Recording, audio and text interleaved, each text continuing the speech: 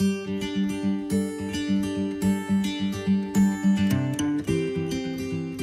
आज का video start होता है section 101 of chapter 7 of companies act 2013, that is management and administration of companies. Companies rule 2014 is the rule which deals with this. तो इस section में हमने from 88 to 100 cover किया था पार्ट 1 में. सो पार्ट 2 में हम कवर करेंगे 101 सेक्शन से लेके 122 सेक्शन तक. तो लेट्स बिगिन. अब बात करते हैं सेक्शन 101 की, that is notice of meeting. मतलब कि any meeting can not be held without giving the notice. तो यहाँ पे नोटिस ऑफ मीटिंग की बात की गई है. Every company has to give 21 days clear notice to the members before holding the meeting. Clear days मतलब the day when you send the notice that will not be counted, and the day on which the meeting is to be held that will also not counted. मतलब कि if you have to send a 21 days clear notice, then you have to add 2 more days, the day on which you send the notice and the day on which the meeting is to be held. So 21 plus 2, that is 23 days notice you have to send. 21 days clear notice is to be sent. और उसके बाद भी notice का बहुत सारा section, बहुत सारे और भी पॉइंट्स हैं, बट फिलहाल it's section 101 deals with the notice of the meeting. So इसमें और भी चीज़ें बताई गई कि नोटिस किस फॉर्म में जाना चाहिए, कौन कौन से notice is to be send to every member. Means notice is to be send to the proper person. So proper person में 3 लोग आते हैं. एक तो आपके मेंबर्स आ जाएंगे. First is the members, second is the auditors, जो भी ऑडिटर्स है कंपनी के, और थर्ड इज़ द डायरेक्टर्स, बोल सकते हैं directors of the company. All the directors of the company is to be come. और नोटिस में प्लेस डेट भी होना चाहिए कि कहाँ पे मीटिंग होगी, कौन से डे में होगी. These are the things that is to be mentioned in the notice. अब बात करते हैं सेक्शन 102 की. सेक्शन 102 बात करता है आपका एक्सप्लेनेटरी स्टेटमेंट का. एक्सप्लेनेटरी स्टेटमेंट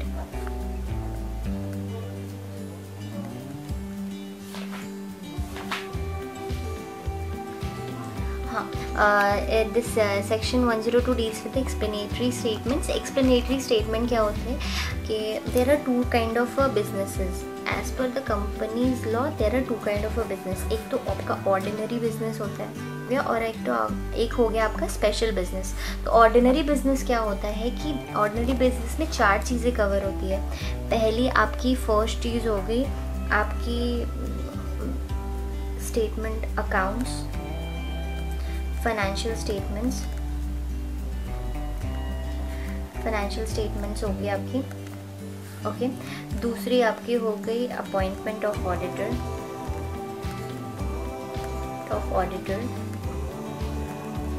तीसरी आपकी हो गई अपॉइंटमेंट ऑफ डायरेक्टर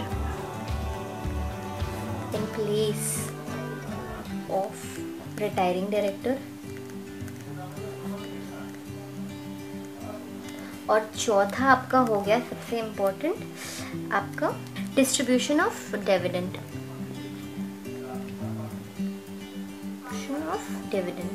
सो ये सारी चीज़ें जो होती है ना, ये सारी चीज़ें होती है एजीएम में. तो मतलब एजीएम में ये आपका ऑर्डिनरी बिजनेस डिस्कस होता है. तो ऑर्डिनरी बिजनेस हो गया. और इसके अलावा जितने भी बिजनेसेस है, those are other businesses are आपके स्पेशल बिजनेस. जितने भी अदर बिजनेस है दोज आर आपका special business.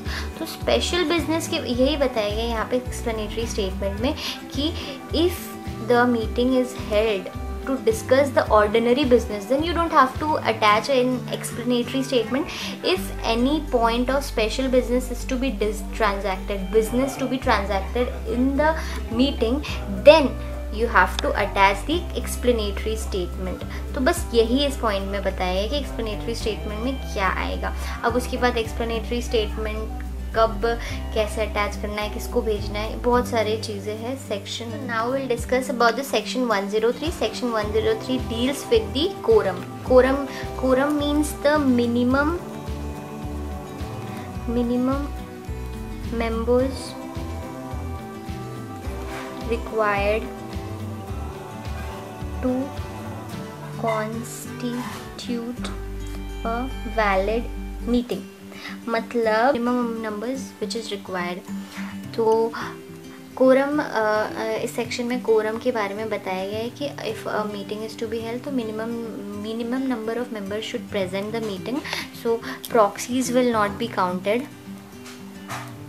Proxies will not be counted in the quorum. Proxies will not be counted in the quorum. उसके बाद और भी डिटेल्स बताइए कि if the quorum is not present within the half an hour from the time appointed for holding the meeting, then meeting is to be adjourned for the next week on the same date, same time, same day, in the next week in the same place. तो अगर रिक्विजिशनिस्ट have called the meeting, जैसा कि हम लोगों ने section 100 में पढ़ा था कि EGM can be called by the requisitionist. अगर रिक्विजिशनिस्ट ने मीटिंग बुलाई है, रिक्विजिशनिस्ट ने रिक्वेस्ट करके मीटिंग बुलाई है, अगर वो उस टाइम पे quorum is not present, then जो मीटिंग है वो कैंसिल हो जाएगी. That will be cancelled, no adjournment will be there. और उसके बाद फिर अगर meeting can not be hold properly because of the chaos और any reason, then meeting will be urgent. So ये सारी चीज़ें डिस्कस की गई है. फिर will talk about the section 104. Section 104 deals with the chairman. Chairman is the person who will conduct a valid meeting. Chairman is the person who will be there to take care of meeting, take the resolution, will take the voting by show of hands. So chairman का पूरा discussion इस पर बताया गया है. फिर we'll talk about the section 105. So 105 deal with the proxy and यहाँ पे rule 19 apply होता है. Proxy means a person. Proxy means if when a member of a company who is entitled to vote and attend the meeting appoints a person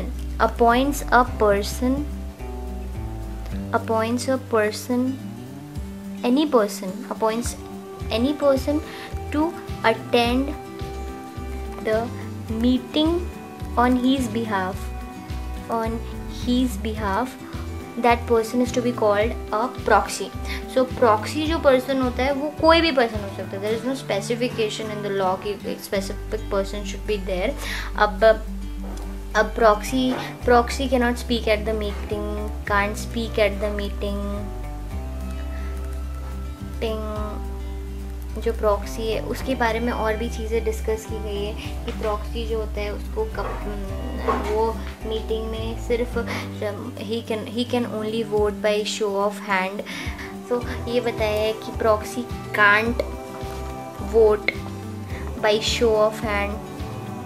मतलब कि meeting is called to take a decision. So decision to be come only after a voting when the members present और entitled to votes for a motion against और for, then only a conclusion is drawn, that is called resolution, and वहाँ से a decision is to be taken. So that is here told कि proxy can only vote if the voting is to be done by the poll. If it's done by the show of hand, the proxy cannot take part in the vote because show of hand and poll में भी difference होता है.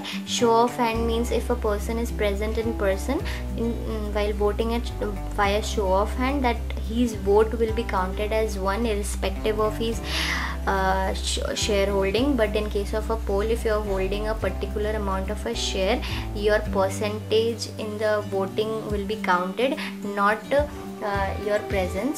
So this is the difference only. We'll talk about section 106.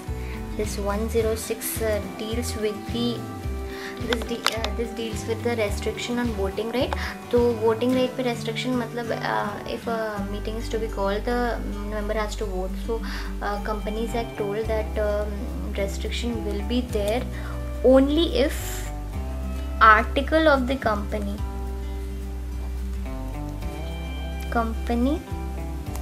has provided, अगर article of the company is silent about the restriction then no restriction will be allowed to be imposed on the members. अगर articles में restriction लिखा है then only restriction will be imposed. There are only 3 restrictions अगर if a member fails to pay the calls in arrear और if a member fails to pay any other dues और if a member has pledged his share in lieu, then only article can impose the restriction on the voting right। और कोई भी reason हो article can never impose any restriction on the voting। अब बात करते हैं section 107 की। सो section 107 जो है वो बात करता है आपका voting by show of hand.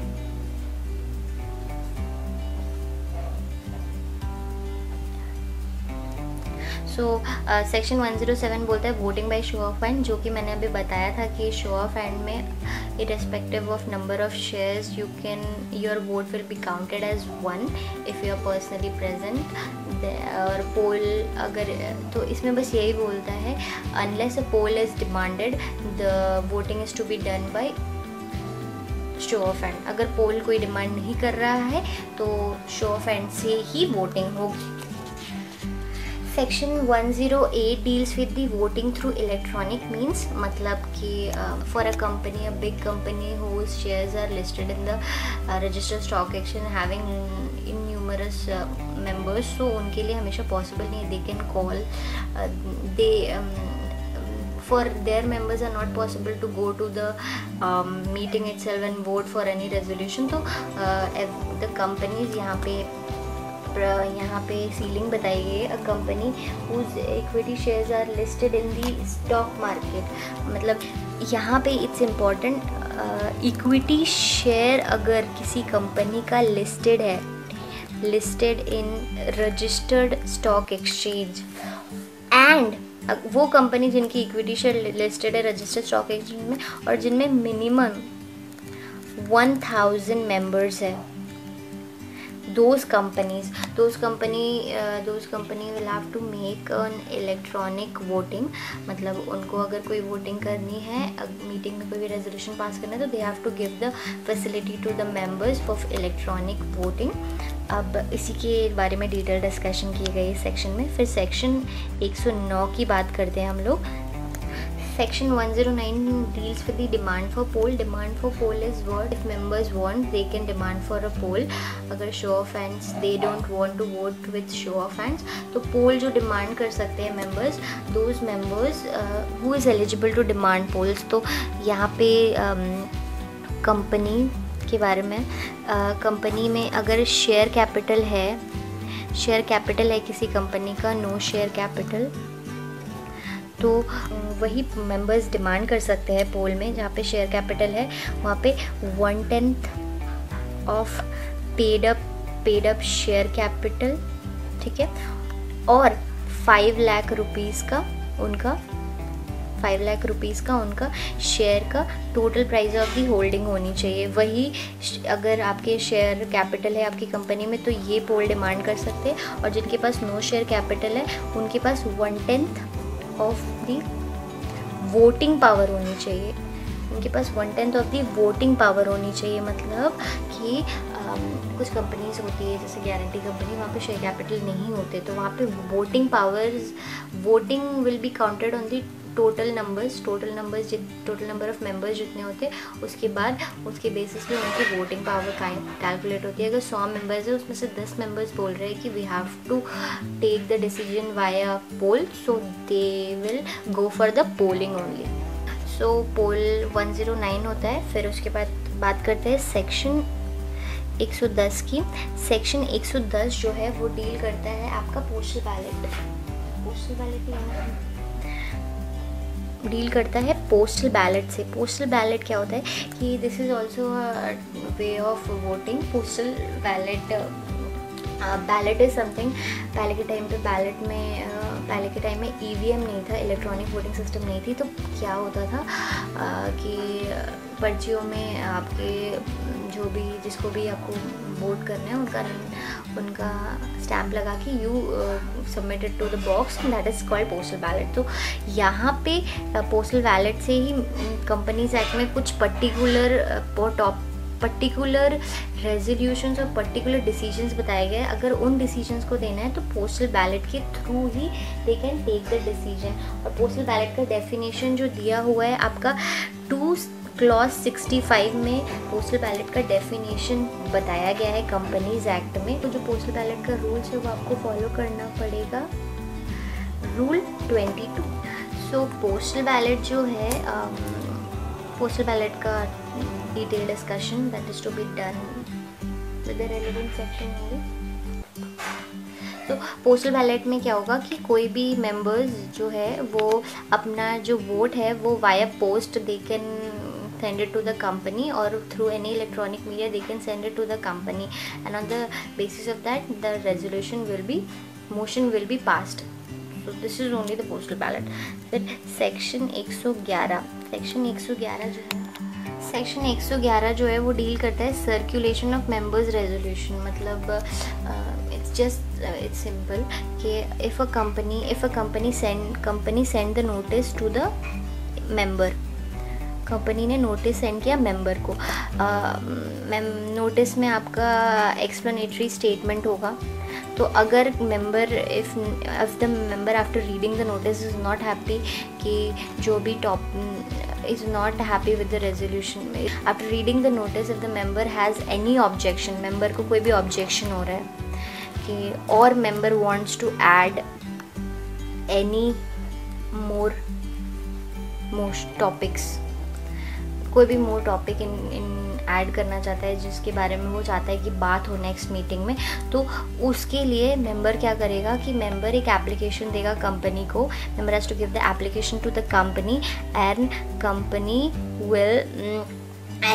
Will application मतलब कंपनी को अगर मेंबर को कोई भी ऑब्जेक्शन होगा, ऑब्जेक्शन के केस में क्या करेगा मेंबर कि 2 वीक बिफोर जो मीटिंग होने वाली है, कोई भी मीटिंग हो सकती है, 2 week before the meeting they will send a written application to the company. He wants his objection is to be circulated to all the members, or this member should hold the same 1/10 of the PUSC और voting power. मतलब ये member वही होना चाहिए जिसके पास 1/10 of the paid up share capital होना चाहिए या फिर वोटिंग पावर होना चाहिए। वोटिंग पावर इसलिए बोल रही हूँ कंपनी जिसके पास शेयर कैपिटल नहीं है, और PSC इसलिए जिस कंपनी में शेयर कैपिटल होगी। तो अगर कोई ऑब्जेक्शन है तो 2 वीक के पहले they have to send an application duly signed to the company, or as he wants to get it circulated to all the members, so he has to send the cost of the circulation to the members also. तो जो circulation cost है वो company को देना पड़ेगा। तो ये चीज़ भी तब उसका objection will be circulated to the members. अगर उसको कोई और नया रेजोल्यूशन का प्रोविजनिंग कराना है तो उसको 6 वीक बिफोर ऑफ AGM, ठीक है, 6 वीक बिफोर ऑफ AGM जो है वो उसको कंपनी को बताना पड़ेगा। तभी वो company will that particular provisioning resolution is to be provisioned in the notice and then send it to the members. Okay, तो यही बताया गया। और फिर इसके बाद ये भी बताया गया है कि इस सेक्शन में कंपनी चाहे तो वो अगर उसको लगता है कि डेफामेट्री है, कोई भी पर्टिकुलर ऑब्जेक्शन और कोई भी प्रोविजनिंग डेफामेट्री है अगेंस्ट द कंपनी, या फिर कोई भी नीडनेस पब्लिसिटी कर रहा है, तो वो इसको by taking the approval of RD regional director में एप्लीकेशन को रिजेक्ट भी कर सकता है, but due approval of RD।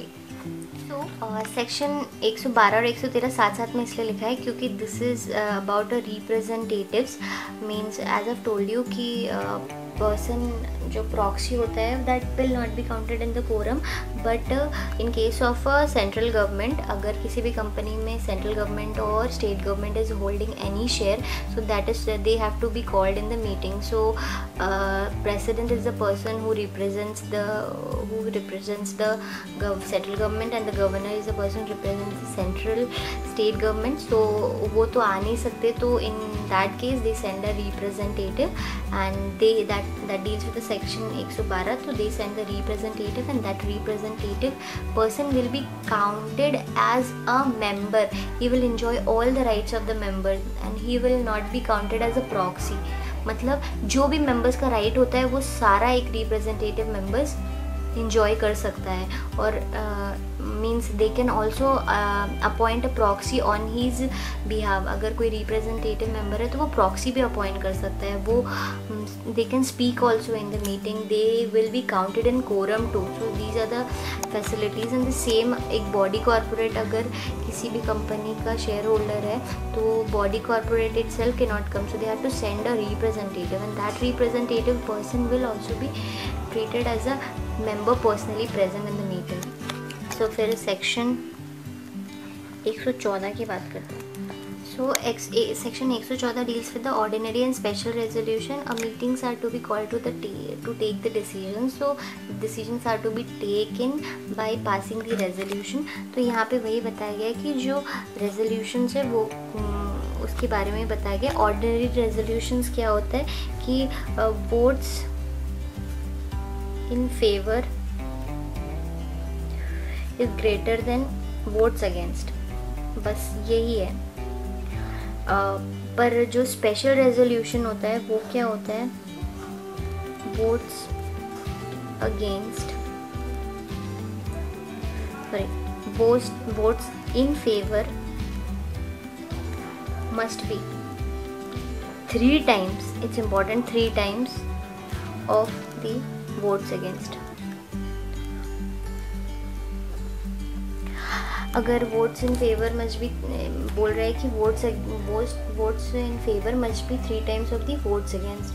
तो दिस इज़ वेरी सिंपल, समझ सकते हैं. और कंपनीज एक्ट में बता दिया गया है कौन कौन से रेजोल्यूशंस में स्पेशल, कौन कौन से बिजनेस मैटर्स में स्पेशल रेजोल्यूशन लेना है, कौन कौन से बिजनेस मैटर्स में ऑर्डिनरी रेजोल्यूशन लेना है. अब बात करते हैं सेक्शन 115 की. Section 115 deals with the resolutions requiring special notice. There are some of the resolution जिनको पास करने से पहले सारे मेंबर्स को स्पेशल नोटिस देना पड़ता है. उसी के बारे में यहाँ पे 116 deals with the resolution pass eight adjourn meeting. अगर कोई भी मीटिंग एडजर्न होती है may be because of lack of quorum और any reason other than lack of quorum, जैसे क्योस हो गया मीटिंग में तो जो भी चेयरमैन थे उन्होंने मीटिंग को एडजर्न कर दिया, या फिर कोई भी रीज़न की वजह से मीटिंग एडजर्न होती है, तो उस एडजर्न मीटिंग में जो भी रेजोल्यूशन पास्ड होता है वो उस एडजर्न मीटिंग में पास हुआ रेजोल्यूशन ही माना जाएगा. Not that resolution passed in any earlier date. Means any resolution passed in the adjourn meeting will be the resolution passed in that particular meeting only, not in any other date earlier then to that. Okay, यही बस बोला गया है इस particular section में. फिर section 117 जो है वो डील करता है resolution and agreements to be filed. Rule 24 means some of the resolutions are there जिन रेजोल्यूशंस के बारे में हमें ROC को बताना पड़ता है. जैसे कोई स्पेशल रेजोल्यूशन हुआ या फिर कोई बोर्ड रेजोल्यूशन हुआ जहाँ पे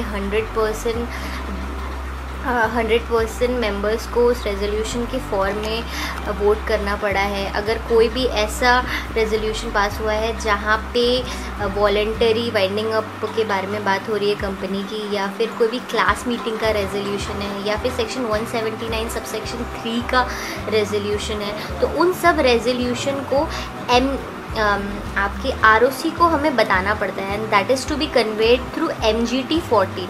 MGT 14 company has to file and that is to be submitted to the ROC. उसके थ्रू कंपनी ROC को बताती है कि these resolutions has been passed and this is to be submitted to the ROC with in 30 days from the date of resolution has been passed. फिर बात करते हैं सेक्शन 118 की। सेक्शन 118 में minutes of proceeding of the meeting के बारे में बात की गई है, जो कि रूल 25 के साथ डील होता है। तो यहाँ पे बताया गया है कि जो सेक्शन है आपका, उसमें बताया गया है कि all the if meeting is conducted the proceeding of the meeting is to be recorded and that proceeding is called meeting की मिनट्स। तो जो मिनट्स होता है मीटिंग का, वो उसके बारे में पूरा डिटेल्स में बताया गया है कि who will keep the company secretary और any other person authorised by the directors will keep the minutes of the meeting. Minutes of the meeting is to be preserved for permanently at the registered office.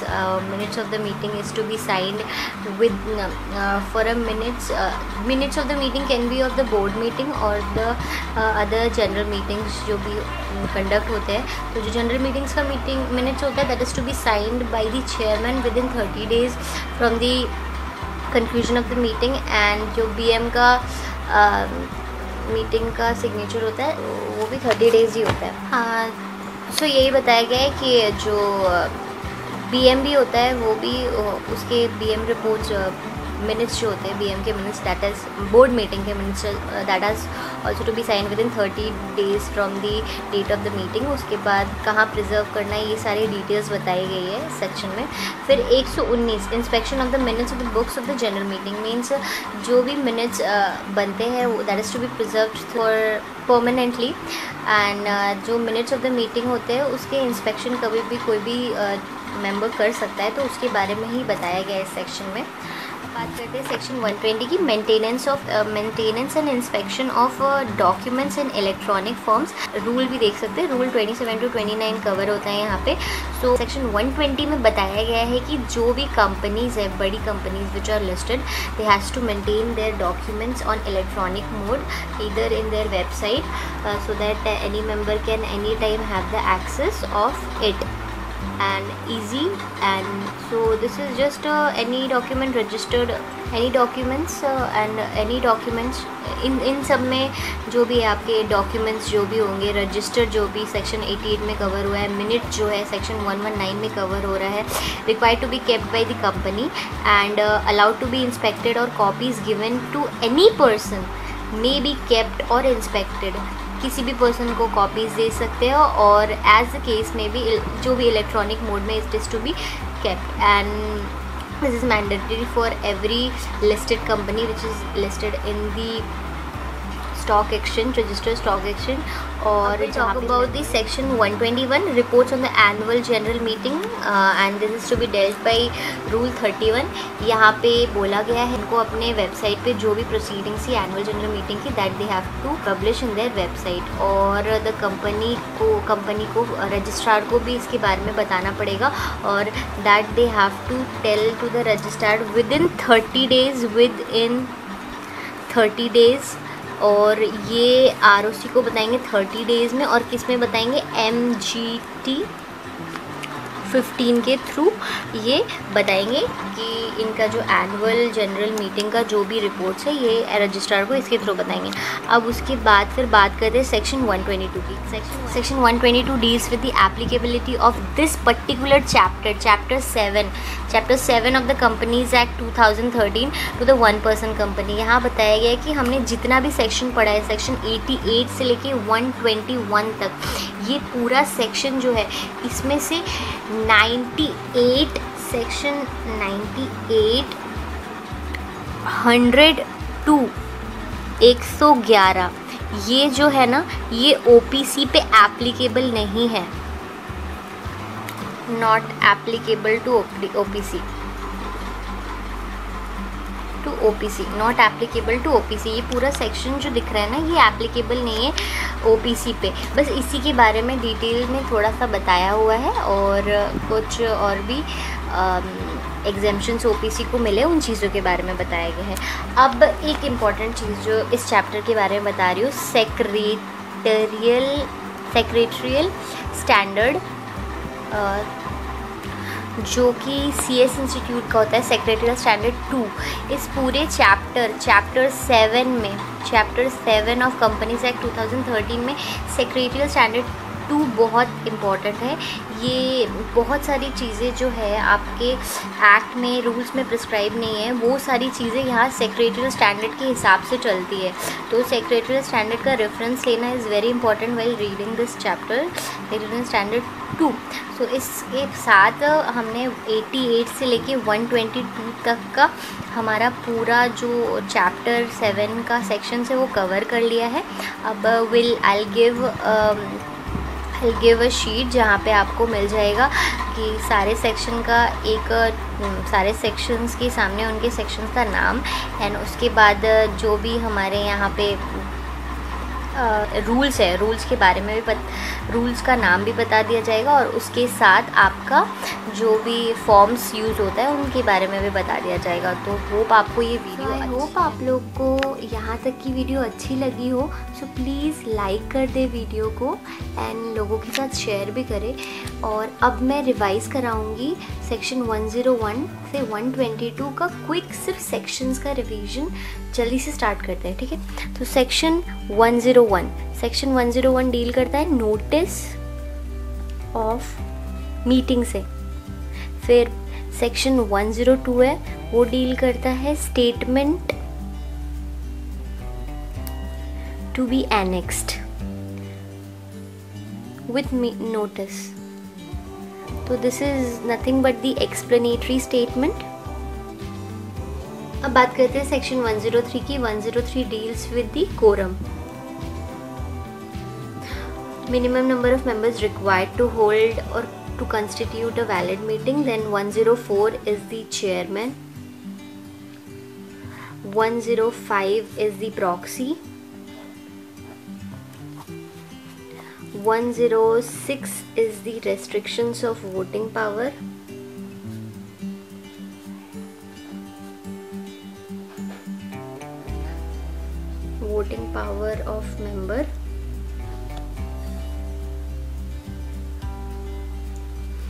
107। एक चीज़ बता दूँ, 107 से लेके 1010 तक सब voting के तरीकों के बारे में बताया गया। So 107 is voting by show of hand. Then 108 आता है, that is e voting. Then 109 आता है, देन ये आपका 109 बताता है वोटिंग बाय पोल। देन 110 बताता है आपका वोटिंग बाय पोस्टल बैलेट।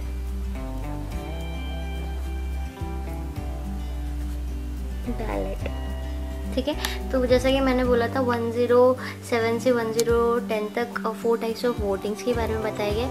111 बताया गया है circulation of members resolution.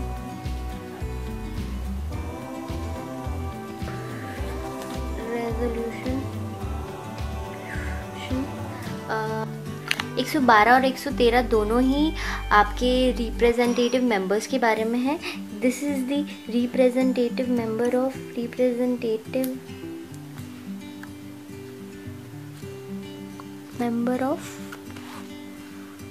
President of India, President/Governor of State and President of India। 113 बात करता है सेम रिप्रेजेंटेटिव मेंबर की,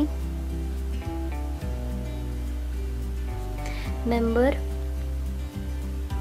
ऑफ बॉडी कॉर्पोरेट।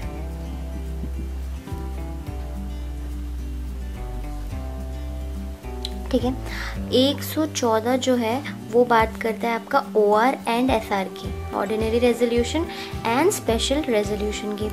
115 है resolution requiring special notice. Then बात करते हैं 116 resolution passed in adjourn meeting, जैसा कि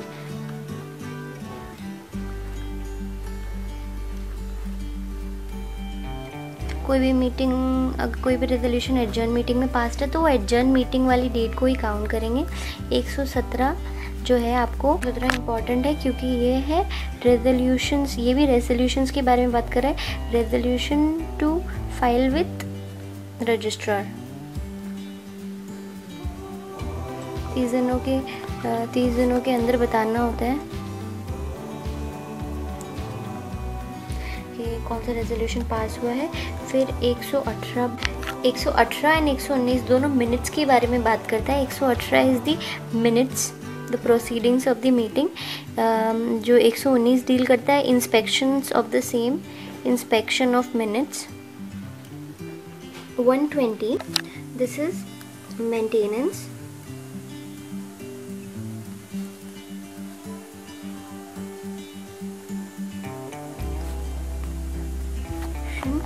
Maintenance and inspections of documents in electronic mode. Electronic mode मतलब कंपनी को सारा डॉक्यूमेंट्स इलेक्ट्रॉनिक मोड में तो रखना ही पड़ेगा बड़ी कंपनीज को, so that they can be accessible to every person very easily. 121 बात करता है रिपोर्ट्स ऑफ AGM। जो रिपोर्ट्स ऑफ द AGM है वो भी हमें जो रजिस्ट्रार को है वो फाइल करना पड़ता है विदिन 30 डेज, तो उसके बारे में बताया गया। And 122 is the last section,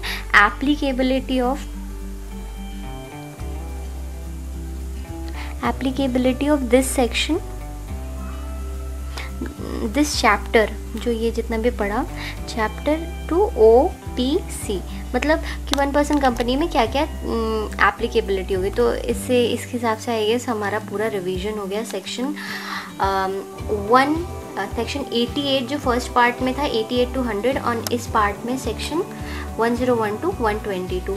I hope you guys like the video. आपको पसंद आए तो please don't forget to hit the like button and please share the videos also, and if you are new to my channel so please subscribe my channel. Thank you. Bye bye.